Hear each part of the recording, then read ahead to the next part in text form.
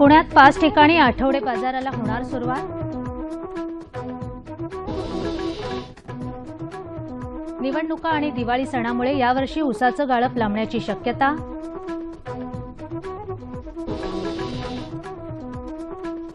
पाणी टंचाईचा प्रश्न सोडवण्यासाठी वनराई बंधारे बांधण्याचे शासनाचे आदेश।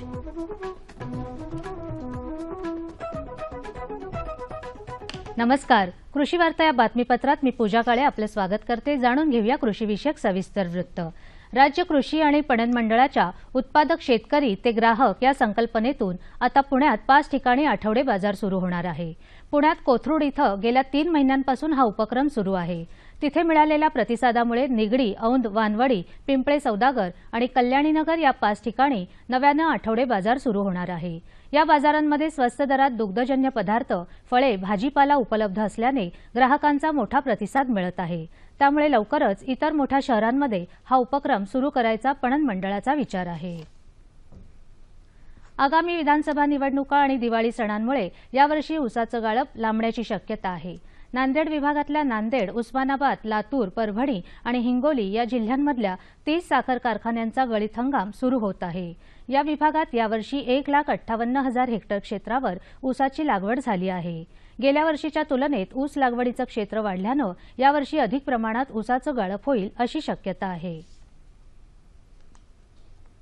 खरीपाच्या पिकांना वाढत्या पाणी टंचाईचा फटका बसू नये म्हणून कृषी विभागानं मोठ्या प्रमाणावर वनराई बंधारे बांधायचा निर्णय घेतला आहे। लोकसहभाग आणि कृषी विभागाच्या संयुक्त कार्यक्रमातून महात्मा गांधी रोजगार हमी योजनेअंतर्गत पुणे जिल्ह्याच्या प्रत्येक गावात 5 वनराई बंधारे बांधायचा आदेश सरकारनं दिला आहे। कृषी विभागाच्या पाणलोट व्यवस्थापन कार्यक्रमाअंतर्गत पुणे जिल्ह्यातल्या अधिकारी आणि कर्मचाऱ्यांची आढावा बैठक नुकतीच पार पडली। त्या बैठकीत हा निर्णय घेण्यात आला। आता पाहूया कृषी सल्ला।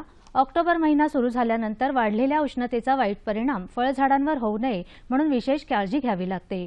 बाष्पीभवनामुळे 70% पाणी उडून जाते, म्हणून झाडांना पाट पाणी न देता ठिबक सिंचन पद्धत वापरावी। झाडांभोवती जमिनीवर प्लास्टिक फिल्म, काडी कचरा, गवत किंवा पाचट यांचे आच्छादन करावे। झाडांनी जमिनीतून शोषलेल्या पाण्याचे फांद्या आणि पानांद्वारे होणारे बाष्पीभवन टाळण्यासाठी अनावश्यक भागाची छाटणी करावी। तसंच फळबागेभोवती 6 ते 7 फूट उंच बांबू किंवा इतर चट्यांचं कुंपण करावं, ज्यामुळे बागेतल्या वाऱ्याची गती कमी होते आणि ओलावा टिकून राहतो। जाणून घेऊया बाजारभाव।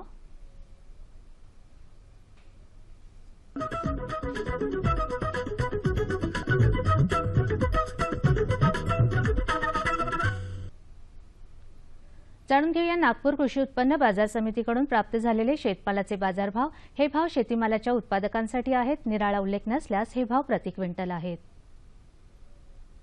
बटाटा कमाल दर 2500, 1250, भेंडी 1800, फ्लॉवर 600, 500, गवार 2500, 2000, काकडी 1200, 1000, अननस 3500, 1000, चिकू 1700, 800, मोसंबी 2200, 900 आणि संत्री 2000 आणि 800। आता पाहूयात हवामानाचा अंदाज।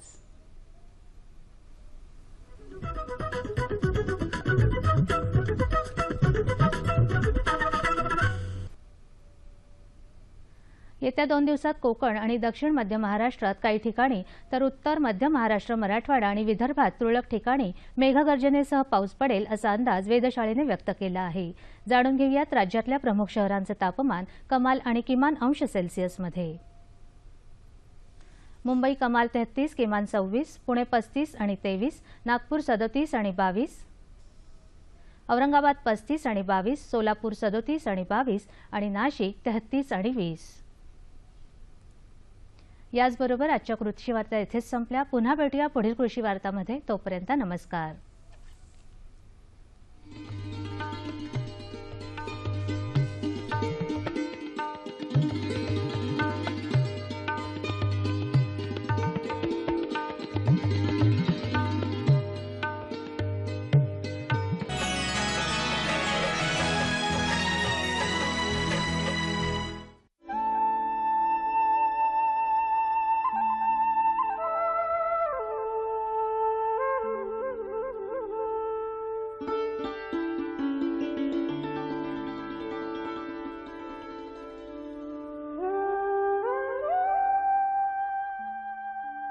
कोकणाचं मुख्य पीक म्हणून आजही भाताचंच नाव घेतलं जातं.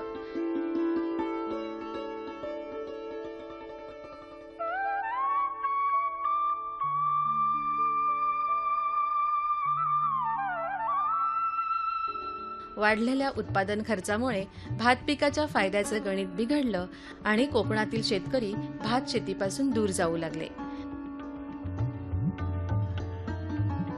काहींनी तर भात शेती करणंच सोडून दिलं. भाताची शेती फायद्याची व्हावी यासाठी कृषी विभाग, कोकण कृषी विद्यापीठ आणि कृषी विज्ञान केंद्र वेगवेगळ्या पद्धतीनं प्रयत्न करीत असतात.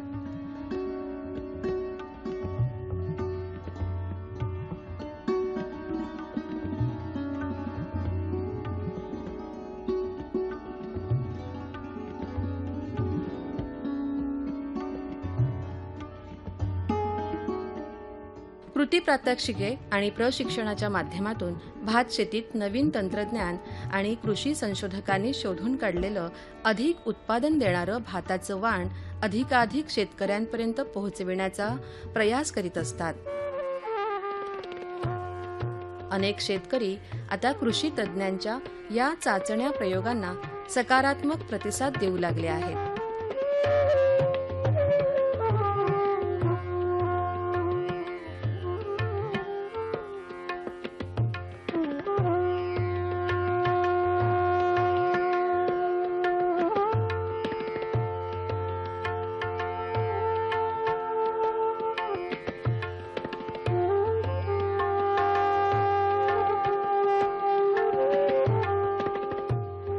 महाड तालुक्यातील बिरवाडी जवळच्या देशमुख कांबळे गावातील तुकाराम देशमुख हे कृषी विज्ञान केंद्राच्या संपर्कात आले आणि तेव्हापासून आपल्या शेती क्षेत्रात त्यांनी नवनवीन प्रयोग सुरू केले.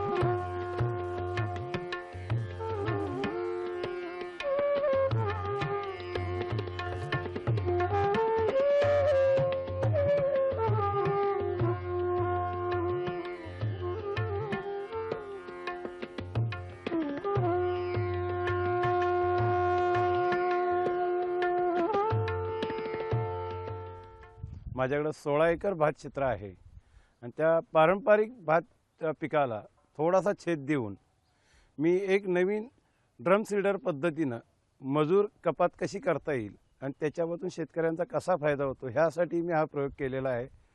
मला त्याच्यातून उत्पादन मिळणार आहेच, परंतु इतर शेतकऱ्यांचं नुकसान होऊ नये म्हणून मी हा स्वतःचा पहिला प्रयोग करून या ठिकाणी ह्या ड्रम सीडरचं कार्य हाती घेतलं. इतर पिकांमध्ये जी तणनाशक वापरली जातात ती तणनाशकं जर आपल्या कोकणामध्ये उपलब्ध झाली तर मला वाटतं भात क्षेत्र हे संपूर्ण, जसं पूर्वी रायगड हे भाताचं कोठार म्हणून गिनलं जात होतं, त्याच्यात परिस्थिती बिघडलेली आहे. कारण लोकांना मजूर मिळत नसल्यामुळं आज भात क्षेत्र हे मजुराअभावी फार कमी व्हायला लागलेलं आहे.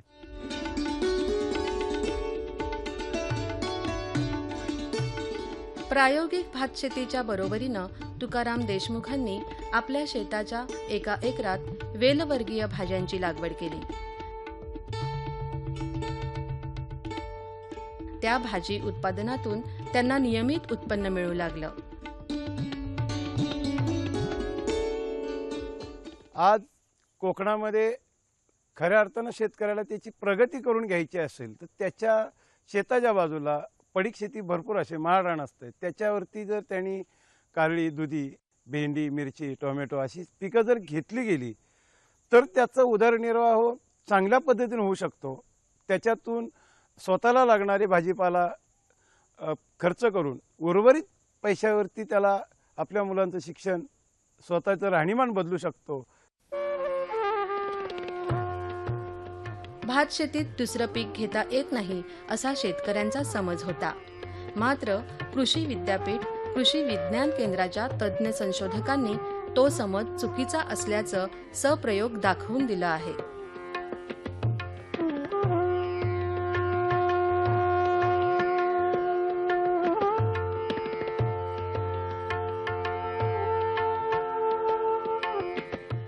आजपर्यंत कोकणामध्ये भात शेतीमध्ये दुसरी पिकं येत नाहीत असं लोकांचा समज होता कोकणामध्ये, परंतु मी त्याला अपवाद म्हणून कारळीची शेती उत्तमरित्या तयार केली आणि त्याच्यातून मला भरपूर आज उत्पादन मिळत आहे.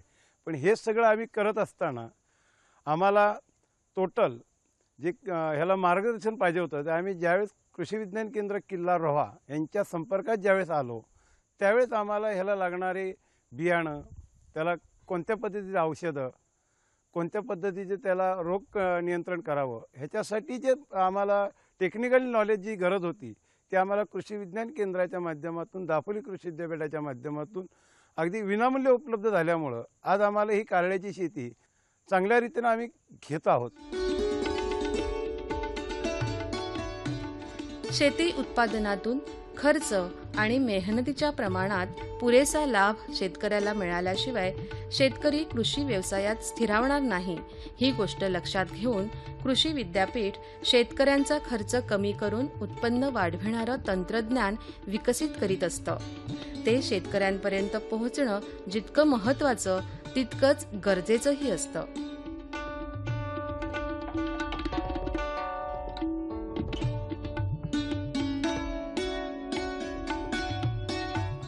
नमस्कार, माझं नाव डॉक्टर मनोज सुधाकर तलाठी, प्रमुख कृषी विज्ञान केंद्र. आत्ताच या ठिकाणी आपण बघितलं की आमचे प्रगतशील शेतकरी तुकाराम शंकर देशमुख यांनी भाताबरोबर इतर जी काही पिकं लावलेली आहेत त्याच्यामध्ये काकडी असेल, दुधी भोपळा असेल, शिराळी असतील किंवा इतर जी काही त्यांची बाकीची जी भाजीपाल्याची पिकं आहेत, अतिशय चांगलं उदाहरण या डोळ्यासमोर आपले आहे.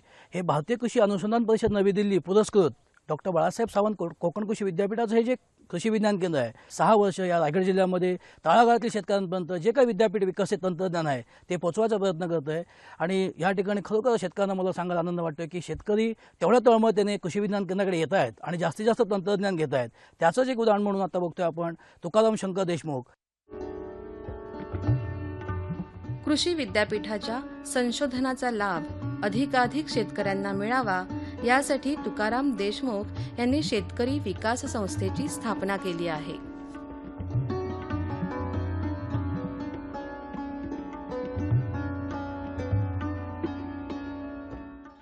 या ठिकाणी मला आणखीन एक गोष्ट नमूद करावीशी वाटते की आता हे जे शेतकरी आहेत तुकाराम शंकर देशमुख यांनी शेतकरी विकास संस्था म्हणून गेले 8 वर्षापूर्वी स्थापन केलेली आहे. अतिशय चांगल्या प्रकारचं त्यांचं कार्य चालू आहे. त्यांचे जे काही वेगळे पदाधिकारी आहेत ते वेगवेगळ्या गावात जाऊन आज भुईमुग पीक असेल, चवळी असेल, शेळीपालन असेल, कुक्कुटपालन असेल, ते आमचं कार्य पुढे मास्टर ट्रेनर म्हणून करीत आहेत. कारण कसं आहे, कृषी विज्ञान केंद्राला काही मर्यादा आहेत. जिल्ह्यामध्ये एकच केंद्र असल्यामुळे प्रत्येक ठिकाणी आम्ही जाऊ शकत नाही. पण ज्या ज्या ठिकाणी शक्य होतं त्या ठिकाणी संयुक्त विद्यमाने शेतकरी विकास संस्था असेल, कृषी विज्ञान केंद्र असेल, आम्ही शेतकऱ्यांपर्यंत जास्तीत जास्त पोहोचवण्याचा प्रयत्न करतोय. तर शेतकरी बंधूंनो, कृषी विज्ञान केंद्र आपलंच आहे. तुम्ही हक्काने केव्हा या, मी असेल, माझे सहकारी असेल, आमच्याकडनं जेवढं तुम्हाला तंत्रज्ञान घेता येईल विनामूल्य देण्यासाठी आम्ही ह्या ठिकाणी तुमच्यासाठी बांधलेले आहोत. महाड तालुक्यामधील शेतकरी रब्बी हंगामात भुईमुगाचं पीक घेतात, मात्र त्यापासून शेतकऱ्यांना खूपसा पैसा मिळत नाही. कृषी विज्ञान केंद्र रोहा यांच्या मार्गदर्शनाखाली तुकाराम देशमुखांनी आच्छादन पद्धतीचा अवलंब करून आपल्या शेतात भुईमुगाची लागवड केली. त्या प्रयोगातून त्यांना भरपूर उत्पादन मिळालं. देशमुखांच्या पावलावर पाऊल ठेवून महाड तालुक्यातील अनेक शेतकरी भुईमुगाच्या शेतीकडे वळले आहेत. या कोकणातला शेतकरी तरुण उभा कसा राहील आणि तो चांगल्या शिक्षित होऊन, उच्च शिक्षित होऊन शेतीकडे वळेल यासाठी आम्ही प्रयत्न करणार आहोत. आणि ते प्रयत्न माझे शेती करत असताना हे सातत्याने मी ठेवणार आहे. आणि ह्या शेती विकासाकडे, जसं आपलं भारत हा कृषीप्रधान देश आहे, त्याचं नावलौकिक करण्यासाठी मी सातत्याने प्रयत्न करेन.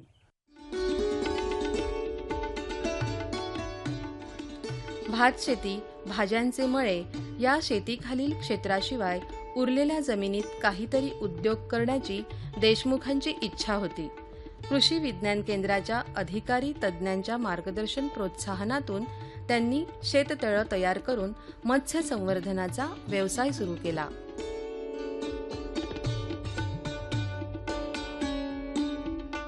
आज आपल्या शेतावरती भात, त्याच्यासोबत भाजीपाला ही पिकं घेत असताना माझ्याकडे एक छोटासा प्लॉट होता आणि त्याच्यामध्ये माझ्या मनात आलं की आपण त्या ठिकाणी मच्छी उत्पादन घेऊया. त्या मच्छी उत्पादन घेण्यासाठी नुसतं शासन देते म्हणून घेण्यापेक्षा मी कृषी विज्ञान केंद्राकडे प्रशिक्षण घेतलं.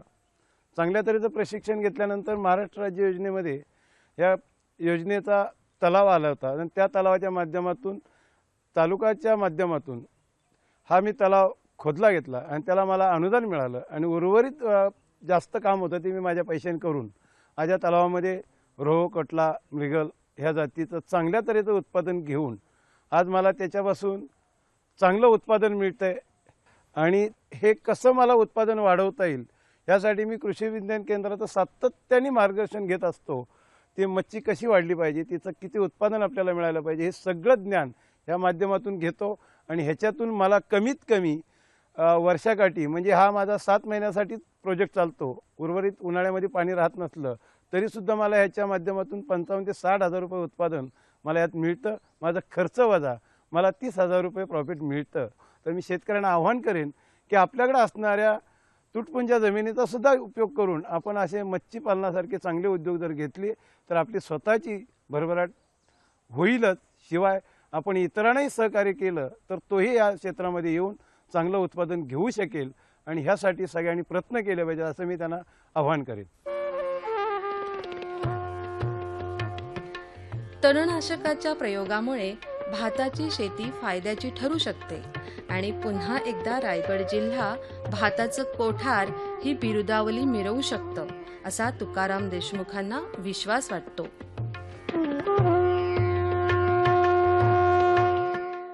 कृषी विद्यापीठ अत्यंत चांगले संशोधन घेऊन तणनाशकं आत्ता त्यांनी तयार केलेली आहेत. परंतु ती तणनाशकं आमचा शेतकरीच जागा होत नाही आहे. त्याच्यामुळे त्या शेतकऱ्याच्या बांधावरती पोचवायला सरकार मोकळं नाही आहे. शेतकरी जागा झाला आणि तर त्या तणनाशकांचा जर उपयोग केला तर शेती ही फायद्याची शेती आहे आणि शेतीत एक चांगलं माध्यम आहे हे लोकांनी जाणून घ्यायला शिकलं पाहिजे. आणि आपला विकास घडवण्यासाठी जे तांत्रिक मदत आहे ते सगळे टेक्निशियन आमचं कृषी विज्ञान केंद्राच्या माध्यमातून आम्ही शेतकऱ्यांना सातत्याने संपर्कात राहून आम्ही करत आहोत. शेतकऱ्यांनी पुढं आलं तर फार मोठी प्रगती या कोकणाची झाल्याशिवाय राहणार नाही ही मला अपेक्षा आहे. स्वतःच्या शेतात कृषी विकास प्रयोग करताना कृषी विषयक प्रात्यक्षिकं, प्रशिक्षण शिबिरं, मेळावे यांचं आयोजन करून तुकाराम देशमुख आपल्या परिसरातील शेतकऱ्यांची प्रगती साधण्यासाठी धडपडत आहेत. त्यांची ही धडपड अनेक शेतकऱ्यांना प्रेरणा देऊन जाईल.